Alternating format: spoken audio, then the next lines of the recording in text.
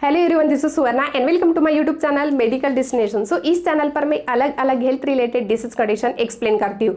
तो इसमें से एक मोस्ट इंपॉर्टेंट टॉपिक है, वो है डेल्टा प्लस वेरिएंट।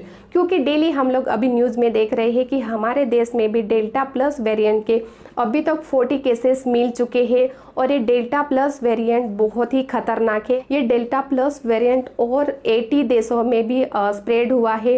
80 यानी कि 80 कंट्री में भी डेल्टा प्लस वेरिएंट के केसेस मिल चुके हैं। ऑलरेडी डेल्टा वेरिएंट प्रेजेंट था, बट अभी डेल्टा प्लस वेरिएंट आ चुका है और एक्सपर्ट के मुताबिक ये बहुत ही खतरनाक है। अगर हमारे शरीर में वायरस एंट्री करेगा तो हमारे लंग्स को चिपक जाता है, लंग्स यानी कि फेफड़ों को चिपक जाता है और ये तेजी से स्प्रेड होता है। एक्सपर्ट के मुताबिक डेल्टा वेरिएंट को हम लोग जो ट्रीटमेंट देते थे, ये अभी डेल्टा प्लस पर कुछ काम नहीं करता है। और जो सेकेंड वेव था वो डेल्टा वेरिएंट था और ये थर्ड वेव है यानी कि डेल्टा प्लस वेरिएंट है और ये बहुत ही खतरनाक है हमारे हेल्थ के लिए।